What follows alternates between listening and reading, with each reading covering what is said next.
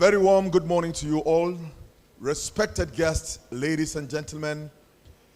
It's a rare privilege and honor this morning to welcome you to the 33rd inaugural lecture in the series here of the National Open University of Nigeria with the topic, Achieving the One Health Concept, a Mirage with a Public Health Education, which today will be deconstructed by no other than Professor Gloria Anetor, Professor of Public Health Education in the Faculty of Health Sciences of the National Open University of Nigeria. Before we proceed, distinguished ladies and gentlemen, may I have this privilege to welcome and recognize most specially the man under whose watch and leadership the National Open University of Nigeria has grown from leaps and bounds, from leaps to bounds. Let me at this moment recognize Professor Olufemi Peters, the Vice Chancellor of the National Open University of Nigeria. Sir, you're welcome. Let me also recognize on the high table the Deputy Vice Chancellor in charge of academics, Professor Chiedu Mafiana. I'd like to also recognize the Deputy Vice Chancellor in charge of administration, Professor Isaac Bosworth, the Deputy Vice Chancellor in charge of technology, innovation, and research, Professor Godwin Akbe, the Registrar of the University, Mr. Oladipo Ajayi. Let me also recognize the Librarian of the University, Dr. Angela Okpala. With us here at the high table is the Dean, Faculty of Health Sciences, our inaugural lecturer herself, the reason we are gathered here, Professor Gloria Anetor, and of course, the University Orator, Professor Matthew Oguche. Dr. Matthew Oguche, I beg your pardon. I'd like to also recognize our esteemed members of the Senate who are here present. Let me recognize the former Vice Chancellor of the National Open University of Nigeria, Professor Vincent Adu Tenebe, who is here with us. You're welcome, sir. I'd like to also recognize Professor Emeritus Godwin Sogolo, who is here with us. The husband to our inaugural lecturer today, who is here with us. Of course, he's here with all family members to make sure they give their own the necessary covering fire. You are most welcome. I'd like to also welcome all and sundry who are here physically present to grace this one important event in the annals of the National Open University of Nigeria. Without any further delay, I would like to proceed by inviting the Vice Chancellor of the National Open University of Nigeria, Professor Olufemi Peters, for his opening remark. Mr. Vice Chancellor, sir. Esteemed colleagues who are here, the Deputy Vice Chancellor Academic, the Deputy Vice Chancellor Administration, the Deputy Vice Chancellor Technology, Innovation and Research, our university librarian, the bursar, is he here? The bursar of the university, and the registrar of our great university. The guest lecturer of today, Professor Gloria Anetor, and the faculty who is hosting the lecture at Faculty of Health Sciences, distinguished colleagues, esteemed members of the Faculty of Health Science who are here, and I think also the Faculty of Education, because here is a lecturer who could move between one faculty and the other faculty without much creating much fuss. I want to welcome the family members of our guest lecturer. You're welcome, sirs. Wish you a very fantastic stay here in Abuja. Friends and families of the guest lecturer, the Senate members and members of the press who are here. I can see that my former Vice Chancellor is here, Professor Vincent Tenebe, you are welcome, sir. And also our own Professor Godwin Sogolo, Emeritus Professor, who I think should have one or two liaisons with the people from the University of Ibadan. You are all welcome, and good morning to everybody. I want to thank you all once again for joining us at this inaugural occasion. And I really feel that we are here once again to a celebration of knowledge, discovery, and the journey that we in the academic world really embark upon once we decided that this is our line of duty in the pursuit of education. Of course, the purpose here is to listen and disseminate the works of one of us, Professor Gloria Anetor, who with her and her colleagues over the years has had to burn endless fuels, endless candles to be able to put together a series of works that has earned her the title of professor. For those who are new here, our university, National Open University of Nigeria, perhaps unknown to many, is an open and distance learning university. And we have, as a matter of fact, commenced the tortuous study to cultivate the culture of academic excellence through research and through nurturing of thinkers, leaders, and visionaries. This is our 33rd, an indication that within just 20 years of our existence, we've been able to nurture all this. And I want particularly to thank the Deputy Vice Chancellor Academic for this achievement. They've been the chair of the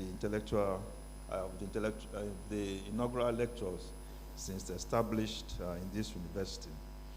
I particularly want to welcome, I'm privileged to welcome Professor Gloria Anetor, whose tenacity and resilience may not properly be identified just by being a product of health education, but for which other administrative offices in the university has demonstrated her capacity, both intellectually and in terms of what she can give.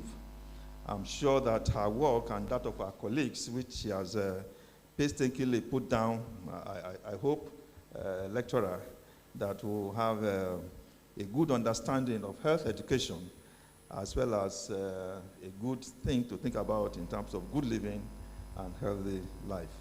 As we prepare to listen to her, let us remind ourselves why we're always in the university. The university is a place of curiosity, and I want to challenge my colleagues to continue to inspire thinking, and then work, and then work, and then work. It's therefore my privilege to invite the university orator to present the citation of our inaugural lecture. Professor Gloria Anetor, please come to the podium for your citation. Thank you. Citation for Professor Gloria Oiyahumen Anetor, 33rd Inaugural Lecturer. Vice Chancellor, sir, distinguished guests, ladies and gentlemen, it is both a privilege and an honor as I present the citation of our 33rd Inaugural Lecturer, Professor Gloria Oiyahumen Anetor, a professor of public health education in the Department of Public Health Science, Faculty of Health Sciences, National Open University of Nigeria. Professor Gloria Anetor, who is currently the Director, Center of Excellence in Migration and Global Studies, CEMGS, National Open University of Nigeria, is a widely respected public health expert with proven competencies and expertise in public health education, toxicology, cancer research, environmental health sciences, perioperative nursing, theater nursing, and nursing science. She is today being honored for her outstanding contribution to the academia and public service. Gloria Oiyahumen Anetor, nee Azenabo, was born in Badagry, Lagos State on February 14, 1961, to the family of Mr. Caxton Azenabo, retired customs officer, and Mrs. Grace Yoha Azenabo, a businesswoman, both of blessed memory, from Ohodwa, Esan, Southeast local government area of Edo State. Professor Gloria Anetor's educational sojourn began with her primary education at the Roman Catholic School, Egbare Wohen, Ohodwa, Edo State. She later transferred to Lagos Progressive Primary School, LPPS in Surulere, Lagos, from where she gained admission to Holy Child College of Balende, Lagos, for her secondary school education from 1973 to 1978. Immediately after her high school in 1978, she proceeded to the Bendel State School of Nursing Specialist Hospital, Benin City, in April 1979, graduating in 1982. Thereafter, she enrolled for midwifery training in the same school from 1983 to 1984. She won the prize for the best graduating student in midwifery, awarded by the state government in 1984. In 1989, she was at the University College Hospital, Ibadan, UCH, where she specialized in theater nursing at the perioperative nursing school in UCH, finishing with 2 prizes, Best Graduating Student and Best Student in Research Methodology. Motivated by a further desire to pursue university education, Professor Anetor, in her own words, set out to realize her lifelong ambition that was first ignited in her nursing program to further explore the nexus between public health and health education, when she gained admission into the Bachelor in Education, B.Ed in Health Education at the Faculty of Education, University of Ibadan in 2000, a discipline leaning towards preventive health and medicine. A cerebral candidate who won a federal government scholarship for undergraduate studies, she graduated with a first-class honors degree in 2004. Upon graduation, she quickly enrolled for graduate studies under the prompting of her teachers and mentors for the master's degree in health education in the same university, which she earned in 2006, emerging top of the class. She capped it with a doctorate degree in the same discipline in 2012 at the University of Ibadan. She extended the frontier of her postgraduate education in public health as she earned a master's degree in public health, MPH, from the University of New England, Maine, United States of America in 2018. She began her working career in 1985 by having brief stints in a few private medical facilities before being formally employed by the University College Hospital, UCH Ibadan, as a clinical instructor in the School of Perioperative Nursing. Thereafter, she progressed to the position of Assistant Director of Nursing. In 2013, she transitioned to the National Open University of Nigeria as a senior lecturer in community health in the Faculty of Science and Technology, as it was then known. Under 1 year of assuming duty at NOUN, she was able to start the BSc Public Health Program with full accreditation from the National Universities Commission, NUC, making it the first program to get accredited in the newly established Faculty of Health Sciences in 2015 as the pioneer head of the department. In 2019, she was promoted Associate Professor/Reader, and in January 2022, she was elevated to the rank of Professor of Public Health Education. A passionate researcher, Professor Anetor has published over 60 papers in reputable local and international journals and conference proceedings, along with book chapters. Professor Gloria Anetor has participated in many international conferences, workshops, seminars, and congresses all over the world. She was a visiting scholar to the Department of Environmental Health Sciences and Safety, Florida International University, FIU, Miami, Florida, USA in 2018, and a research consultant to the Nigerian Center for Disease Control and Prevention, NCDC, Abuja in 2021. Professor Anetor's commitment to community service is evident by her membership of numerous professional and learned bodies, inclusive of the American Public Health Association, APHA, International Council of Distance Education, ICDE, Institute of Health Education and Promotion, MIHPE, of the United Kingdom, International Association of Health Education, American Society of Nutrition, ASN, Public Health Association of Nigeria, School Health Professionals Association of Nigeria, SHAPAN, Cancer Society of Nigeria, CSN, and a fellow of the Royal Society of Public Health of the United Kingdom, FRSPH UK. She is happily married to John Anetor, FAS, a professor of chemical pathology and toxicology, College of Medicine, University of Ibadan, and they are blessed with children, children-in-law, and grandchildren. Vice Chancellor Sir, distinguished ladies and gentlemen, it is with great pleasure that I now invite you to warmly welcome our inaugural lecturer for the 33rd inaugural lecture, Professor Gloria Anetor, as she delivers her inaugural lecture titled, Achieving the One Health Concept, a Mirage Without Public Health Education. I now invite the Vice Chancellor to please invite the inaugural lecturer to the podium.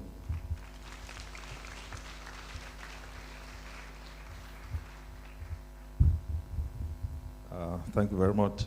It's my privilege and honor to now invite our inaugural lecturer as we listen to her presentation, Professor Gloria Anetor. Thank you.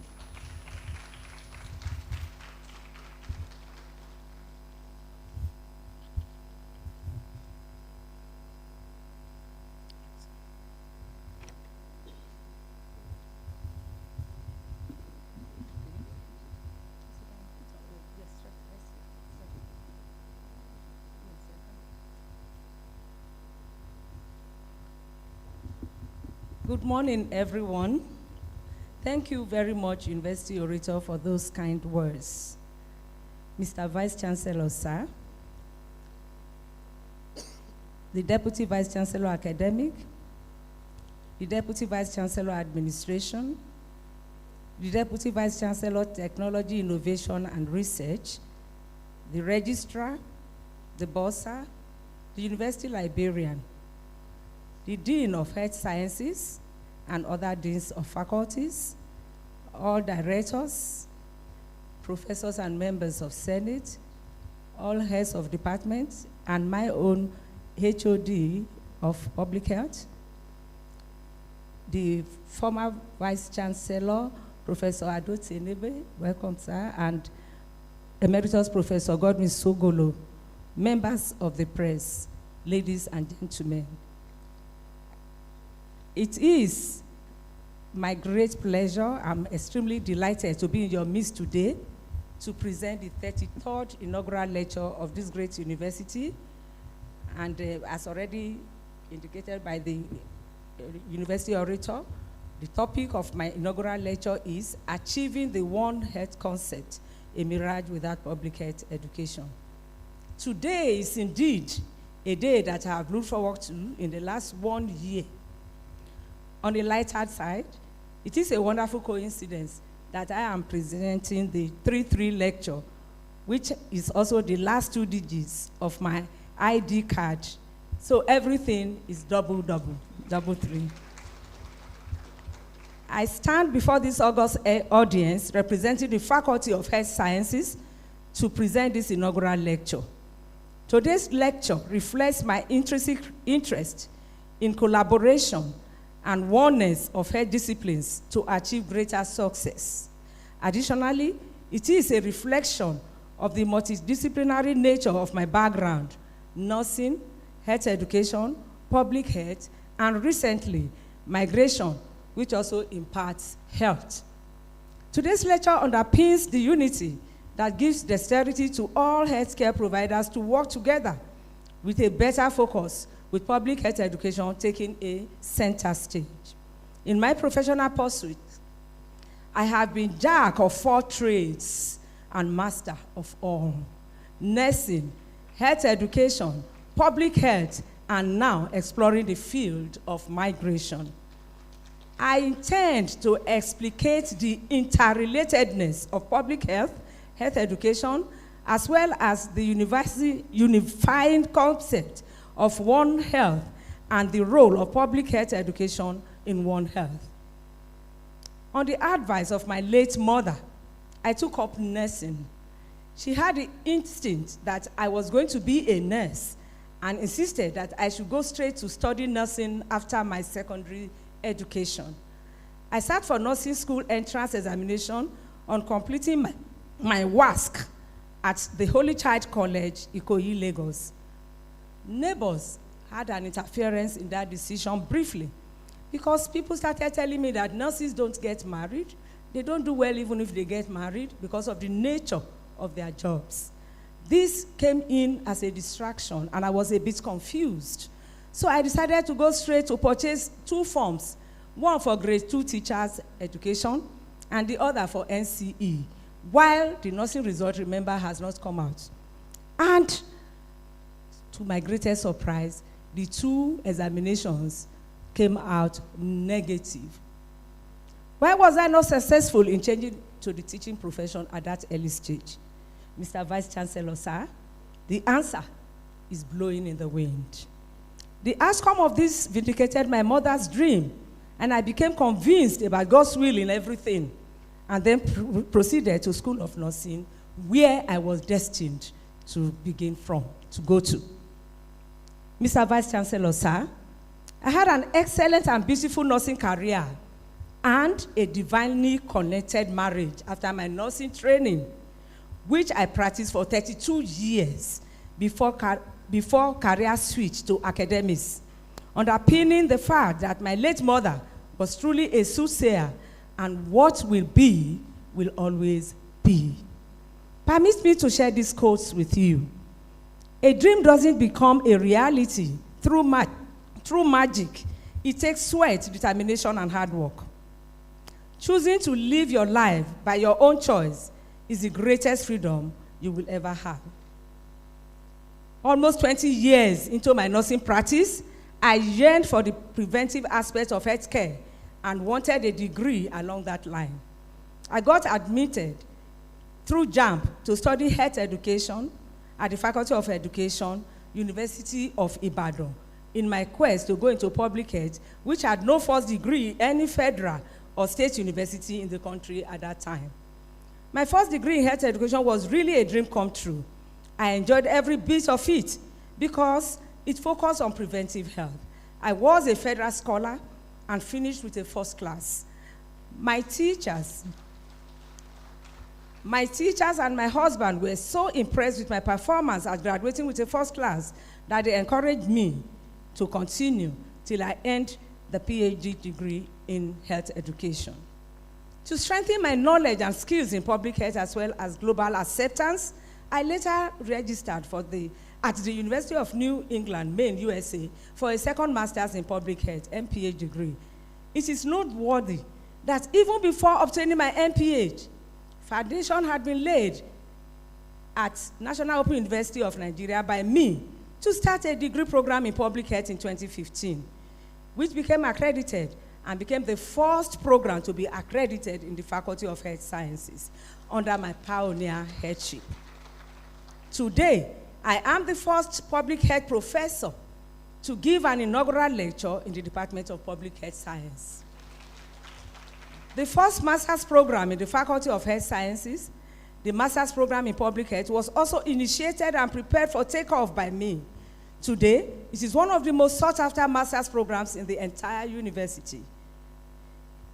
I quote in the words of Augustine of Hippo, "The truth is like a lion. You don't have to defend it. Let it loose. It will defend itself." The figure up is the career progression of the lecturer of today. Now, before I go into the main topic for the day, Mr. Vice Chancellor, sir, let me quickly retrace my steps and define some concepts, clarify some concepts that will be used in the course of this lecture. What is public health? Public health focuses on the overall health of individuals by various means, including disease prevention, disease screening, including monitoring and modifying the environmental, social, economic, and political environment to improve the health of the public. Public health practice includes essential functions: monitoring health status, investigate and diagnose, inform, educate, empower, mobilize community members, develop policies and plans, enforce laws and regulations.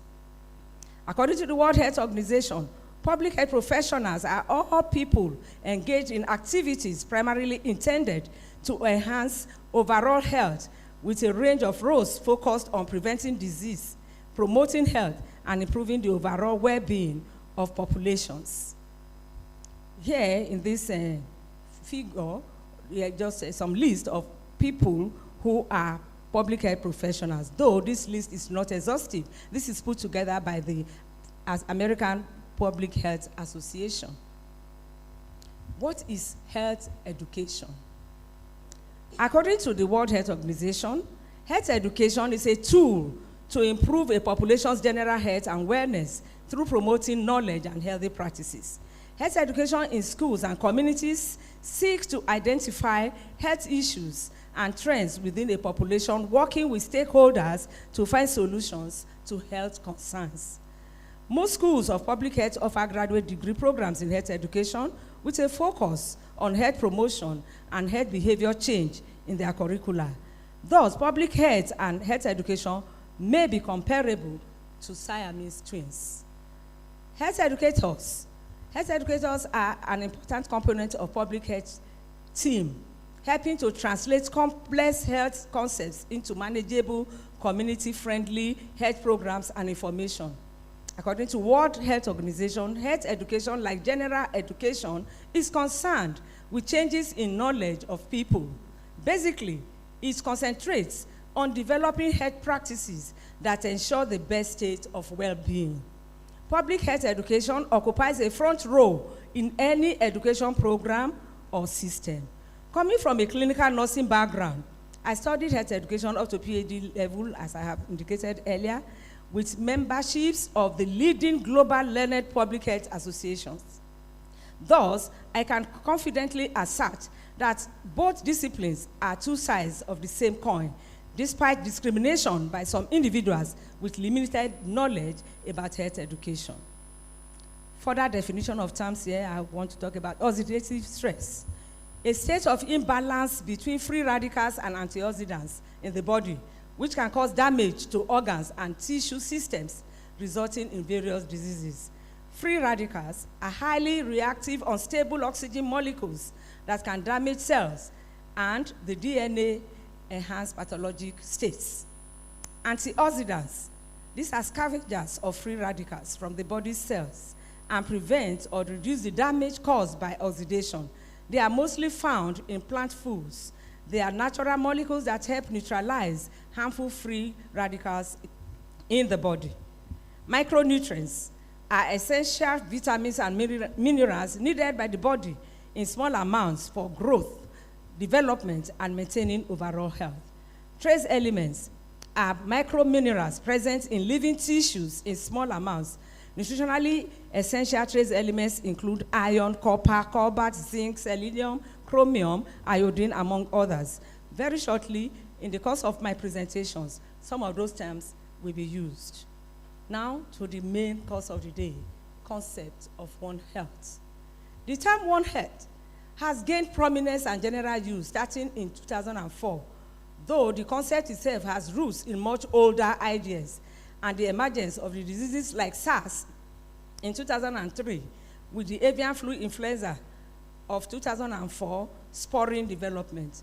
One Health is a collaborative, multi-sectoral, and transdisciplinary approach working at the local, regional, national, and global levels with the chief goal of achieving optimal health outcomes, recognizing the interconnection among people, animals, plants, and their shared environment.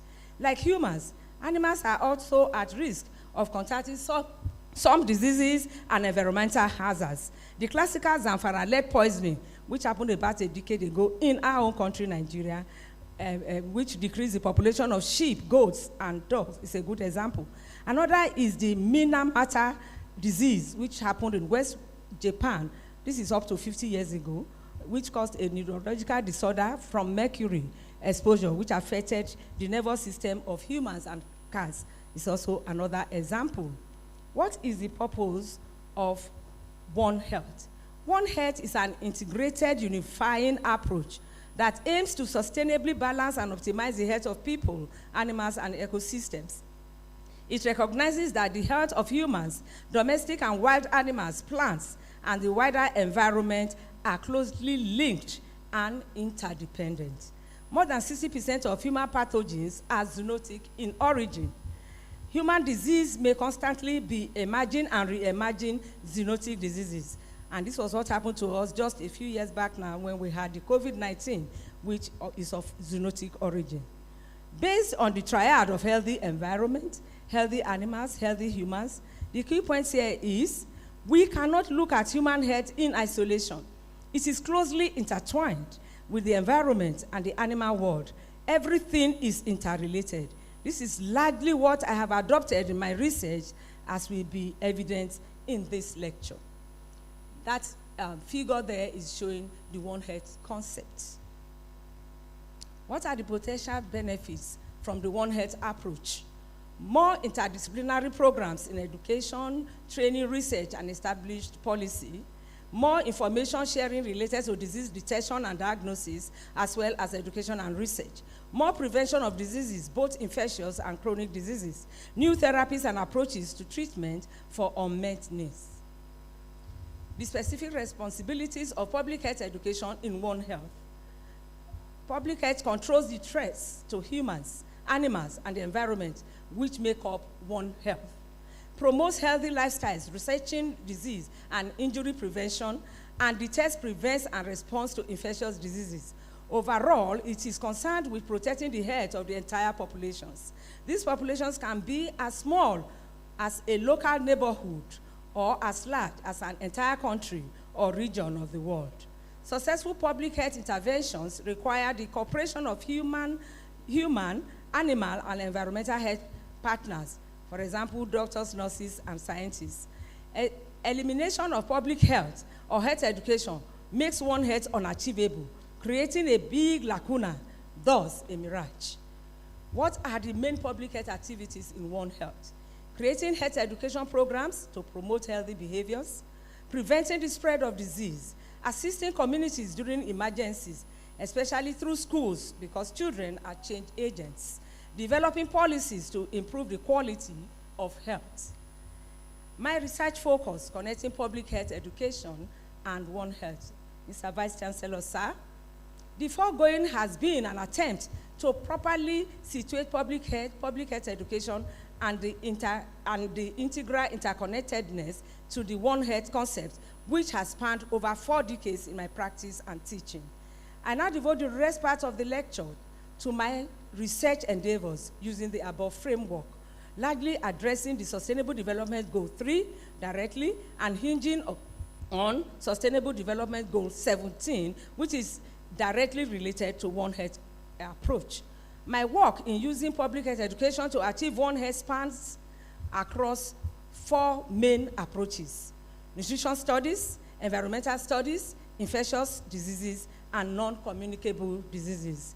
This next figure shows the goal 17, which directly links to One Health. Early nutrition studies, which is the first part I'm going to talk about in my work. Early in my research, I focused on nutrition education right from my undergraduate days to the PhD. I investigated the role of nutrition education on health, being a main component of health education.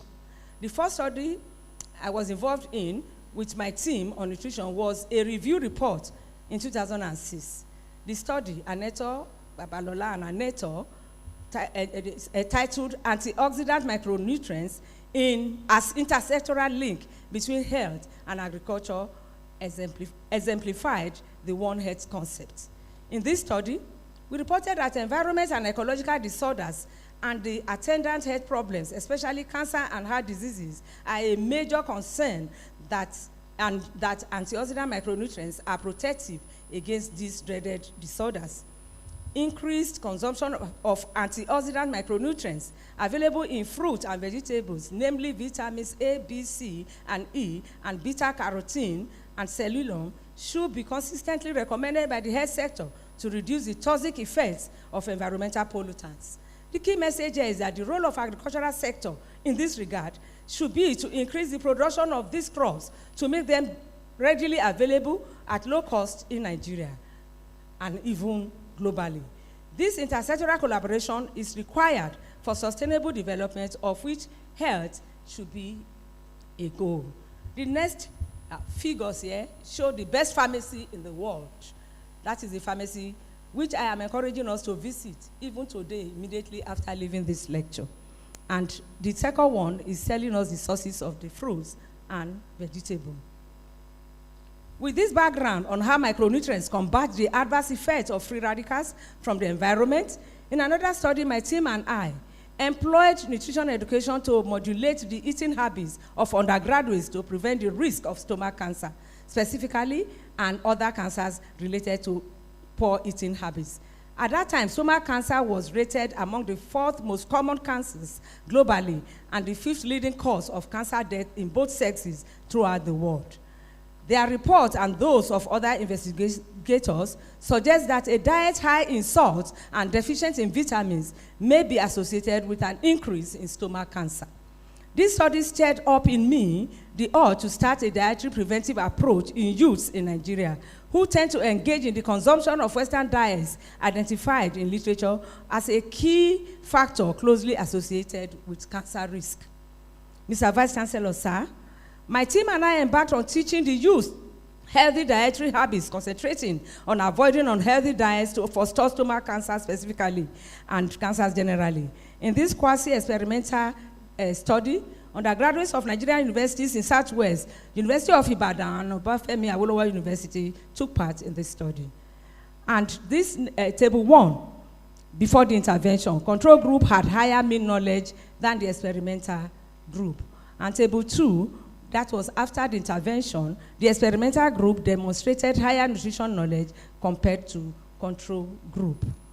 The main findings in that study are as follows. Contrary to expectations, students at lower levels of their study programs performed better than the students in other groups in a higher study. Gender was also pivotal in the participants' response. Females performed better than males. More nutritional education should be encouraged in school settings to improve knowledge of nutrition to prevent possible dietary-related risks of stomach cancer and other chronic diseases. We therefore recommend that more of such studies be replicated in other higher institutions in different geopolitical zones in Nigeria and schools generally. Doctoral students should be encouraged to carry out more studies on nutrition education because of its great importance. In 2019, my colleague and I investigated the influence of socio-demographic variables on the nutritional status of primary school children aged 6 to 9 years in Abuja. The study was prompted by global studies implicating demographic variables in the nutritional status of children, particularly in developing countries like Nigeria.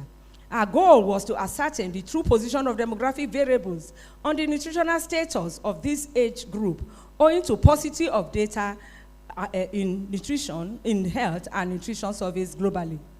Anthropometric measures were used to assess the nutritional status of 320 children using their body mass index and percentile according to the specifications of the Center of Disease Control and Prevention. The major findings here are displayed on table 3, 4, 5, but on table 3, more girls took part in the study and most were underweight as shown. There was significant relationship between the number of children in the family and the people's nutritional status as shown in table 4. Mothers' educational level exhibited significant positive relationship on nutritional status of primary school pupils. The more educated the mothers, the better the nutritional status of the pupils. And that is table 3. More girls being more involved in the study, and they were underweight. Table 4, the number of children in the family affected the nutritional status of the children, and mother's educational level affected the nutritional status of the children. The more educated the mother, the better the nutritional status of their children. Mr. Vice Chancellor, sir, this takes me to the environmental studies of my research. Sir, an unhealthy environment predisposes us to serious ill health.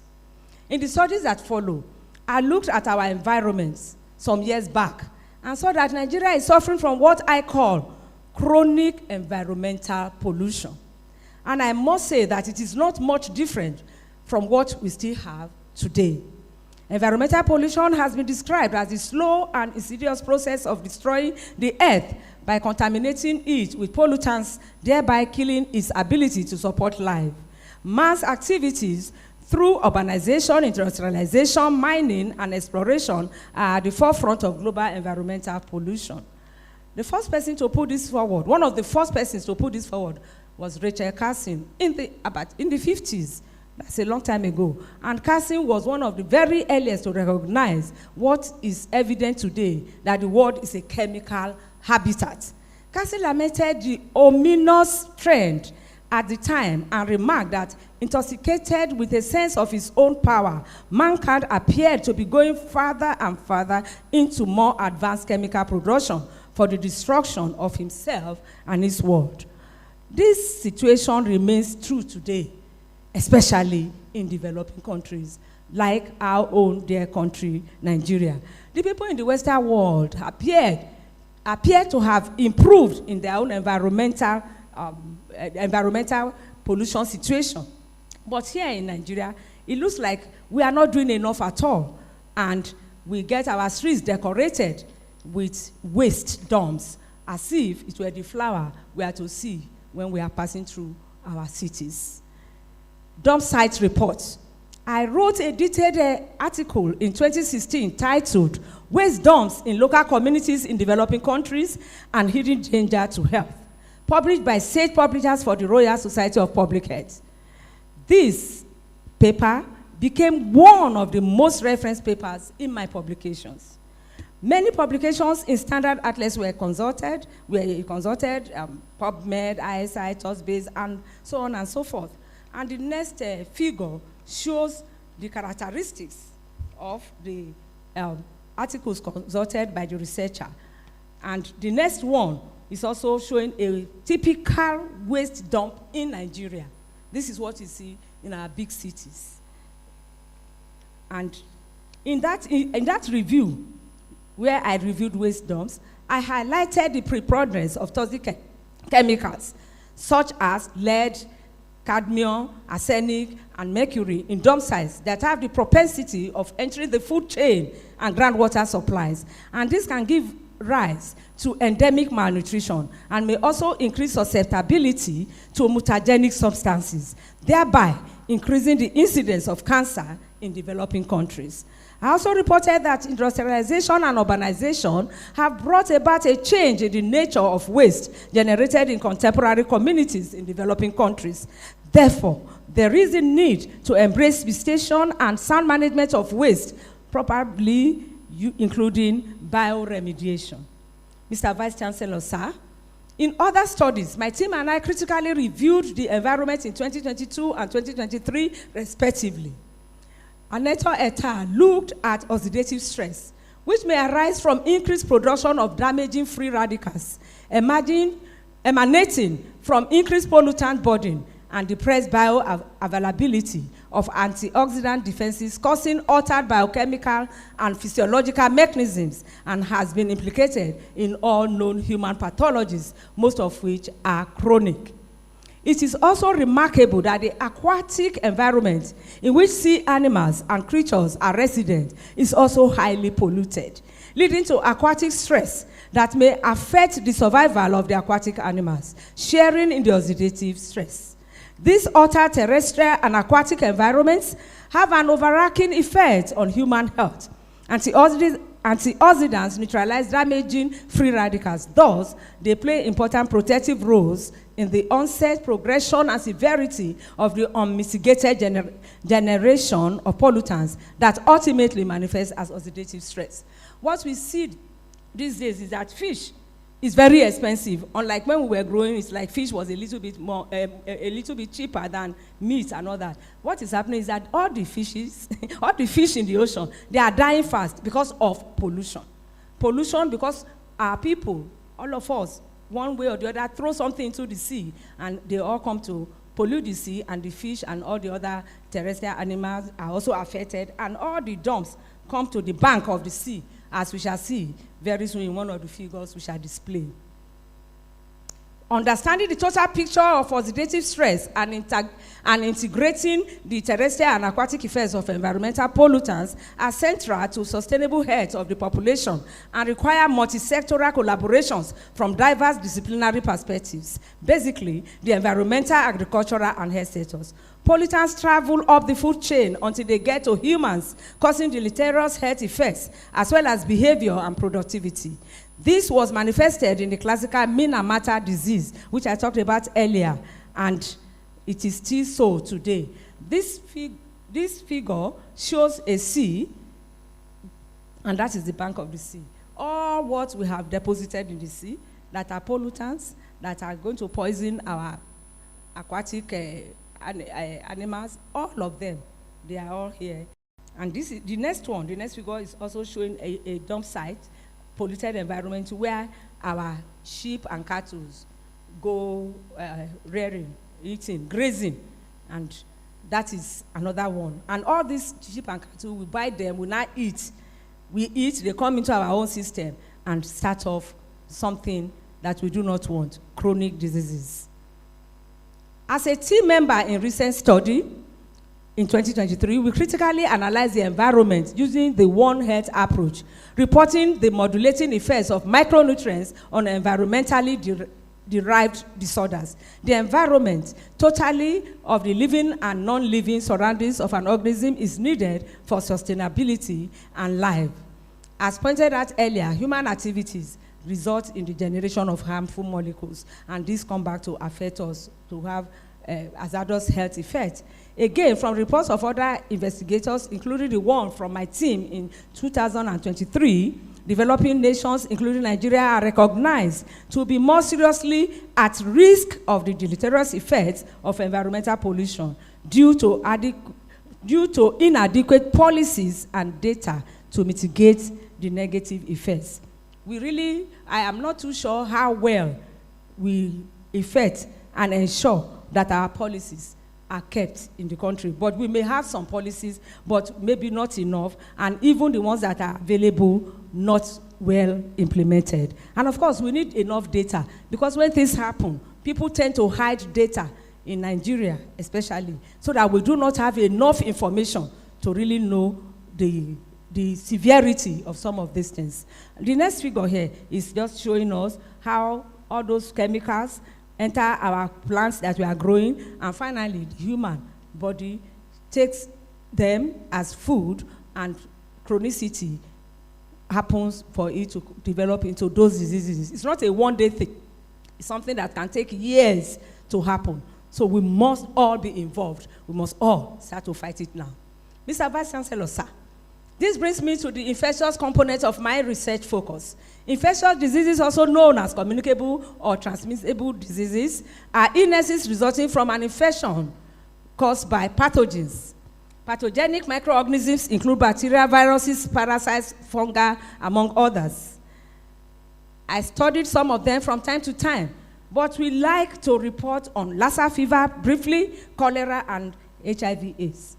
Lassa fever is an acute viral illness associated with hemorrhagic fever, VHF.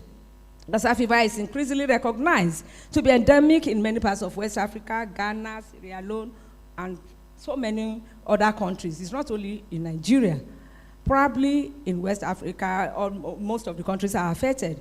An estimated 300,000 to 500,000 cases and 5,000 related deaths occur annually, which is quite high in West Africa. In Nigeria, the illness was first reported in Lassa community, Borno State, in 1969.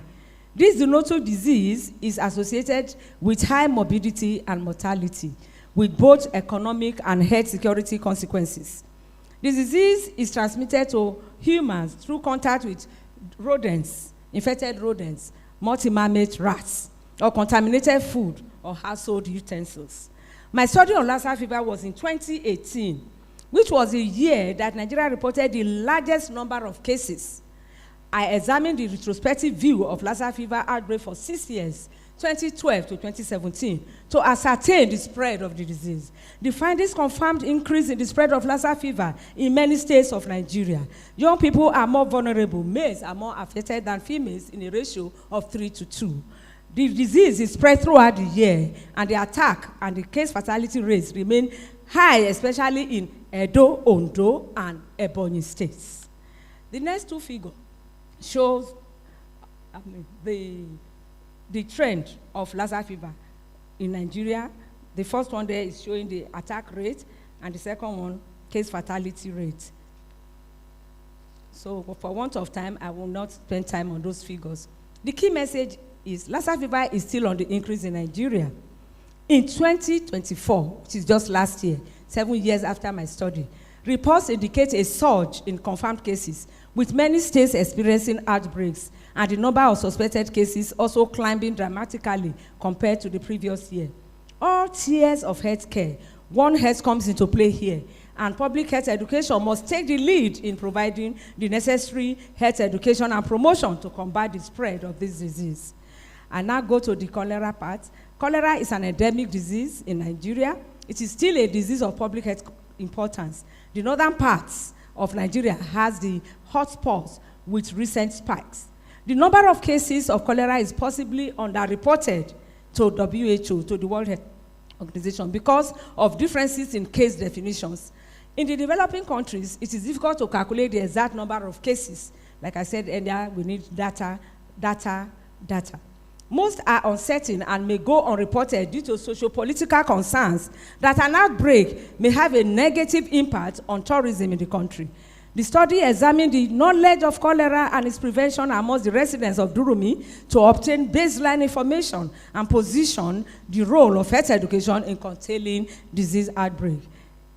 In this report, outbreaks of cholera were observed, and the table 6 shows the knowledge of the participants. An important finding is that there was a significant difference in the mean general knowledge score of the participants on cholera between the age groups. Interestingly, the younger age group had better knowledge of cholera. Same with the second one, the preventive measures too, the younger age group had better results here. And this is not surprising, because the youths are more acquainted to technology, and they may have gotten more information than the elderly people or older people in the community. So they can now have that as an advantage to perform better than the other groups. Mr. Vice Chancellor, sir, as team lead, I conducted some studies on human immunodeficiency virus. HIV is a virus that attacks the body's immune system, specifically targeting cells that help fight infections. Human immunodeficiency virus also spreads through contact with blood, such as when people share needles or syringes and sexual intercourse. HIV infection remains a major public health challenge. Most of the HIV-infected people are found in poor developing countries, with about 25 million being present in sub-Saharan Africa. This was in 2019. With regards to the HIV burden, Nigeria is currently ranked in the 4th position in the world. That was in 2018. About 3.2 million people had HIV infection in 2016, reflecting significant HIV decrease burden. Nigeria has the highest HIV burden in West and Central African sub-region. Current statistics of HIV/AIDS in Nigeria provide evidence that young people with the age bracket 15 to 24 years and undergraduates are the high-risk group. Now, the next figure there is showing us clearly the whole world. And out of 4.7 cases in that sub-Sahara area. Nigeria had 3.2 as their own number of HIV/AIDS infection, which means we are not doing well at all concerning this disease. Adequate information should be given to people, especially adolescents, whose sexual behaviors make them more prone to contracting the infection. A good knowledge of transmission, prevention, and other facts may encourage individuals to adopt safe sexual behavior.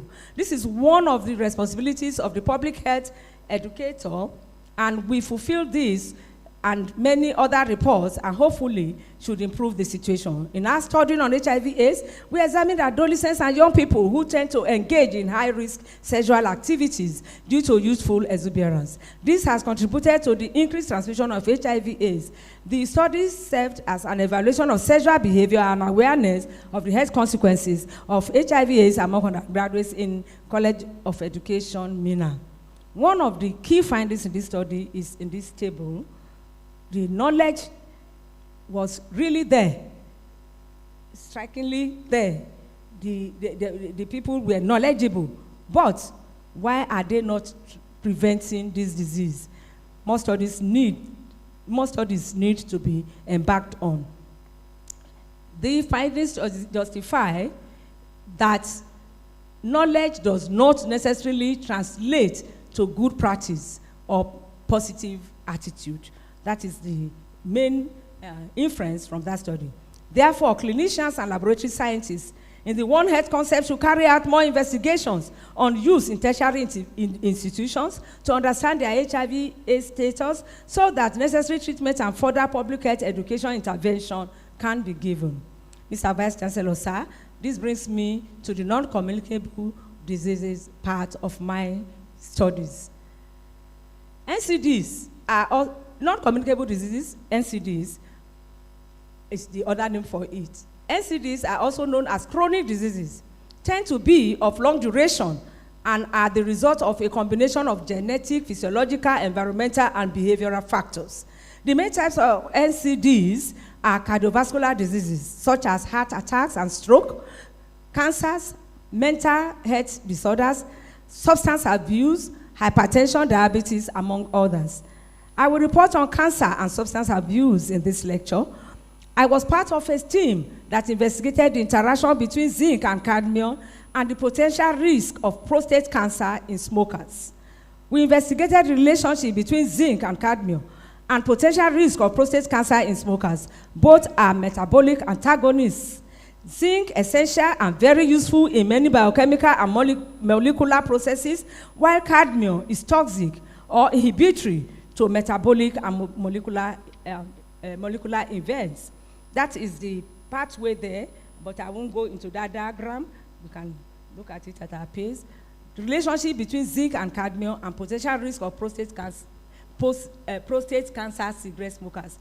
Serum cadmium level was significantly higher in smokers compared with non-smokers. The level in smokers was threefold, and in non-smokers was threefold than that of the non-smokers. In contrast, zinc was significantly reduced in smokers compared with non-smokers. Zinc-cadmium ratio was very significantly reduced, implying high cadmium and zinc ratio. Zinc naturally is always very present and high and needed in a prostate, but this is reduced or significantly not enough in cigarette smokers. So this table 9, also shows us the increase in copper, which is also not desirable. So we go to the next figures that show us the food sources, the good sources of zinc and copper. And we'll take time to look at those so that we can know those sources and maybe get to consume them so that we ameliorate the effect of the free radicals that are produced as a result of cigarette smoke. Mr. Vice Chancellor, sir, I'm glad to inform you that I studied substance abuse with my team, a growing global problem all over the world. And among the youth generally, they also had knowledge. that they should not smoke. They know that there are consequences if they smoke, but they still engage in smoking. And so psychotherapy is required to reform those youths that smoke. The two studies on research smoke, one was on socioeconomic effects, the other one was knowledge of substance abuse and whether they know that it is not good. They know quite well, but the knowledge did not deter their habit of smoking, and they are ready. Of course, many substances are abused: alcohol, cigarettes, some drugs, heroin, cannabis, and what have you. But this use still maintain. So we recommended that schools should have substance abuse as a course in their curriculum, so that we catch them a bit young.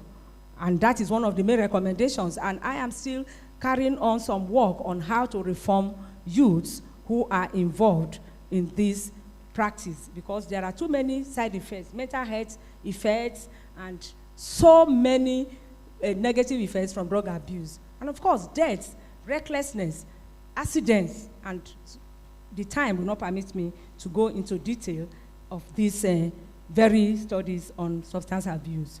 Mr. Vice Chancellor, sir, this lecture will not be complete if I do not talk about migration. This forum provides a useful pedestal to correct the erroneous impression that migration has no connection with public health. Nothing could be further from the truth. When I became the director of the Center of Excellence in Migration and Global Studies of this university, under your headship, sir, under your leadership, sir, many people felt that since I was coming from a health background, I would not be able to cope. Today, I must emphasize that all disciplines have connection with migration, especially public health. Achieving success in anything one does depends on individual passion and commitment. This endeared me to the following course that offered me great inspiration. The greatest pleasure in life is doing what people say you cannot do. Continuous effort, not strength or intelligence, is the key to unlocking our potential. Only those who attempt the absurd will achieve the impossible. All these quotes remind me that there is nothing that cannot be achieved with determination. They shift my mindset from negative to positive, reminding me of my potential and strength. Migration is a global public health research priority. We should note that migration trajectories can positively or negatively impact health outcomes, just as health status can affect migration outcomes. This two-way relationship is better reflected in research. Public health in migration involves the development of public health interventions to prevent, detect, and respond to health challenges in the context of human mobility. It also involves identifying and prioritizing public health measures that need to be strengthened. The summary is there. Because of time, I may not be able to summarize, but one thing is, Mr. Vice Chancellor, sir, I have attempted to highlight the meaning of public health education and explain succinctly the meaning of one health concept and the interrelatedness of the two concepts. It has projected the work done in nutritional studies. It also discussed environmental issues. It emphasized the evolution of communicable diseases and non-communicable diseases. In the presentation, I underscored the relatedness of public health to migration, explaining that there is a two-way relationship between migration and health. In conclusion, Mr. Vice Chancellor, sir, as I bring this lecture to a close, I have hopefully been able to whet the appetite of this august assembly and public by illustrating the mirage the One Health concept constitutes without public health education. For One Health to achieve its goals, the community must be the starting point. The community is the workshop of the public health education professional. Therefore, it is a mirage for One Health if the public health professional, the owner of the workshop, does not set the pace or open the shop for people to work. All collaborations, prevention, promotion for health must start with the public health professional. Otherwise, achieving One Health is a mirage without public health education. I have some recommendations there, but please give me 2 minutes to say this acknowledgement. I'm going to spend my time today just thanking the people that played a role in my career, because I truly do believe that I was blessed by a lot of people whose paths crossed mine as I went down the road in my career. I start by giving praise, adoration, and honor to Almighty God, my Alpha and Omega, for making it possible for me to stand in your presence today to give this milestone lecture to this great audience. I say with a heart full of gratitude that you, Lord, with a heart of gratitude, thank you, Lord, thank you, omnipotent Father. I thank my late parents for making me possible to be alive. To giving birth to me, because they gave me life. It is because they cooperated with God that I'm alive today. I thank them, even though they are both late. May God continue to grant them repose of souls. I also thank the Vice Chancellor for giving me the opportunity to present this 33rd inaugural lecture on behalf of the Faculty of Health Sciences. I especially thank the Dean, the Deputy Vice Chancellor, Professor Mafiana, for being so understanding and was able to ensure that today's lecture came to me. I'm grateful for the presence of all the principal officers of the university who are here, the Deputy Vice Chancellor Administration, Deputy Vice Chancellor Technology, Innovation and Research, the Registrar, the Bursar, the University Librarian. Thank you all for your presence. Thank you so much. I thank all the dignitaries present, especially the past Vice Chancellor, and Professor Godwin Sogolo. I thank my teachers, both in the secondary and university level. I thank all my spiritual fathers, my friends, my academic colleagues, both academic and non-teaching staff of this great university, and those who are outside the university. I thank you all. I want to make a moment to express my wonderful thanks to members of my family, my siblings, Mrs. Eudame, Mrs. Clara Azenabo Awonuga, Professor Godwin, and of course, death took two of my siblings away. And these two, I remember them always. One is Professor Anthony Azenabo. We are three professors by my mother. One of them went last year. And the other one is Mr. Matthew Azenabo. May their souls continue to rest in peace. I thank my wonderful children who came all the way from thousands of kilometers to come and witness this. They are wonderful. They are God's gift to me. My children-in-law, my grandchildren, some of them found it to be here. They cannot miss what mommy is doing. They are just a special gift from God. I thank them. I bless them. God will continue to protect them. And finally, because my time is up, I thank the last but not the least of my family members, the love of my life, the one who has rowed the boat with me in the last 40 years to make me know that being a nurse does not deprive you from having a successful marriage. We've been on for going to 41 years, to God's glory. I thank him for the being he is. He is a mentor, a gentleman to the core, an erudite scholar. In fact, words are not enough to describe him. I thank him. I love you. You are all in all. Professor John Gloria Anetor, FAS. Please wave your hand to the crowd and tell them you are good. Gloria in excelsis Deo. I thank you. And the last slide there just says final appreciation. I want to leave you with these words. God has made us for himself, and our hearts are restless until they rest in him. Finally, public health education continues to say and do to prevent one health from being a mirage. For a safer and more prosperous world, one health. The way to one health is public health education. Thank you. Please, let's give her a round of applause, please.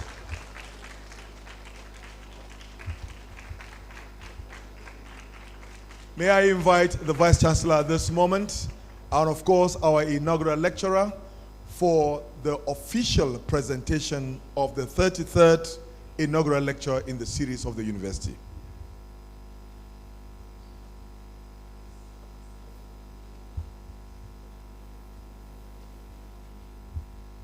Lecturer, ma.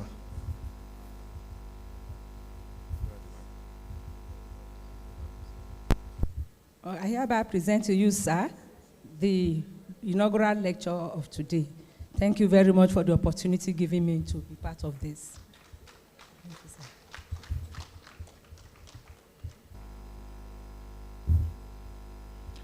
sir. Thank you very much, Professor Anetor.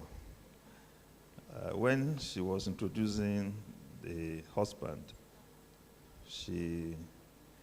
I tried to look at her face, and I saw the husband, a perfect gentleman. Yeah, welcome, sir, to the rest. Professor Anetor's lecture, which we just listened to, I'm going to make a very brief one, unlike my usual one, to tell you that what she has told, what I've learned from what she has said, is that she has proven two fallacies wrong. Two fallacies. The first one was when she started and they told her that anybody who read nursing will not have a good marriage. She has not disproved that. Please clap for her, please. And the one which is more pertinent to all of us here is the notion that migration and public health are not the same. And I want to invite you all to deliberately give yourself malaria fever and travel to London, and you will see how long you will stay in the quarantine office. Thank you very much for listening to me. May I now call on the Deputy Vice Chancellor, please, to give a vote of thanks. Thank you. The faculty may want to make a presentation. Faculty of Health Science, all right. Thank you very much. As it is customary with the inaugural lecture, the host faculty would want to make an official presentation to one of his own, who is our inaugural lecturer today, and that will be followed shortly by a presentation also by the Center of Excellence on Migration and Global Studies.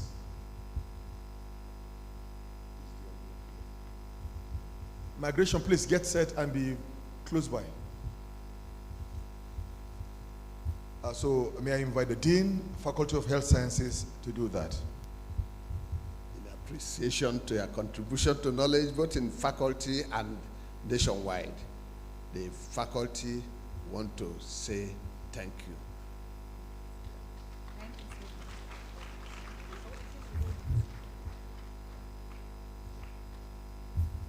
And of course, Center of Excellence on Migration and Global Studies, where Professor Anetor is the director, would want to make a presentation. Very quickly, please.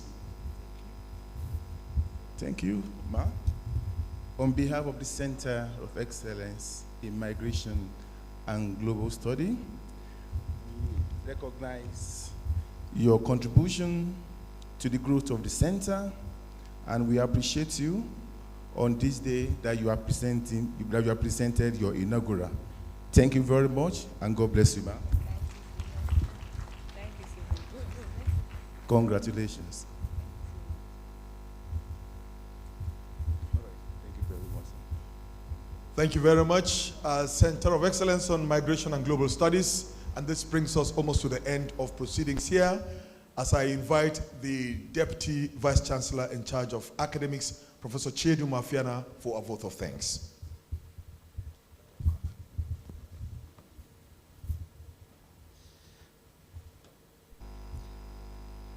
I have the privilege to once again thank the Vice Chancellor for his support over the years in keeping this activity very, very active.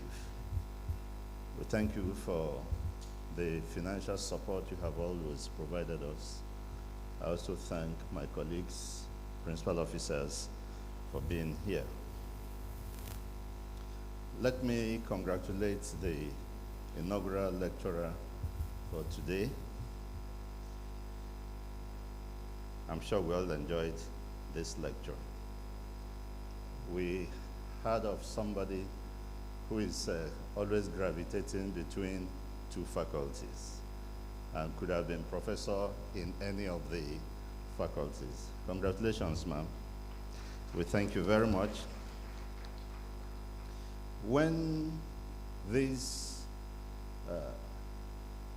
health people speak to us, sometimes they want to make us to be afraid. When the dean, the nurse also talked to us,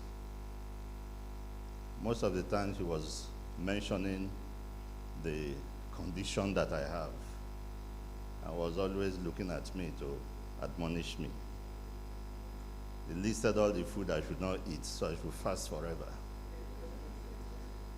Today, we are also told that some of us require psychotherapy, and I don't know what you also want us to do. So thank you. Very particularly, I must thank the family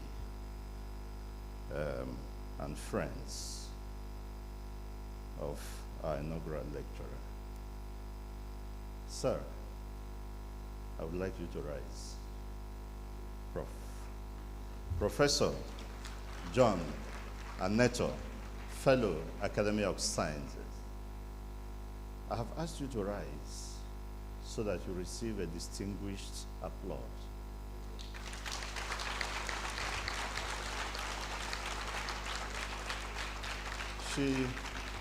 Thank you very much, sir. She described you as a pillar in that home, as a mentor to her and the children. But more importantly, we've been together for a while. She's restless.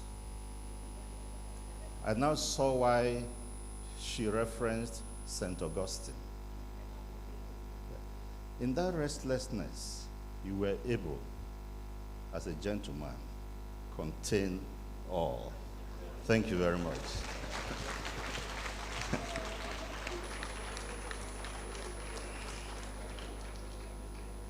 So, if if you've stayed for 41 years with somebody who never takes no for an answer, then we must thank you. I'd like to thank our colleagues, particularly the Senate of this university. You have always added color to our programs. We are not taking you for granted. We always believe that when we call upon you, you will come. Thank you very much. The faculties, I don't know whether it's education or health that I should thank better.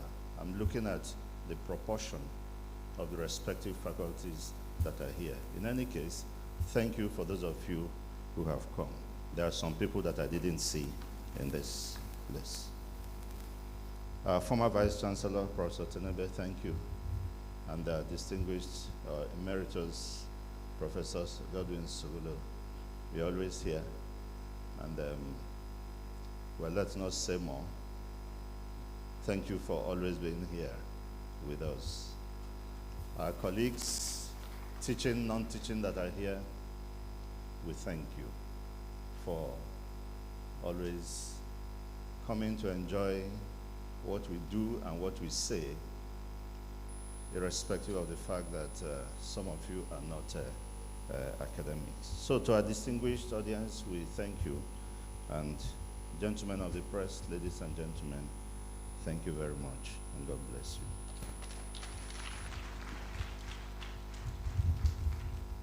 Thank you very much, DVC ACAD, Professor Chedu Mafiana, for that vote of thanks. And that has brought us to the end of proceedings here. But before we depart, very quickly, an important announcement. This is to bring to our notice that all principal officers, family members and friends, invited guests of the inaugural lecturer are expected to converge at the old Senate Chamber, Vincent Ado Tenebe building for a special refreshment.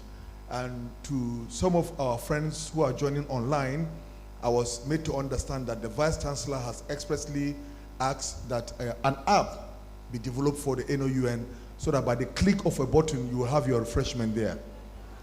Thank you for joining us. May we all rise for the closing anthem.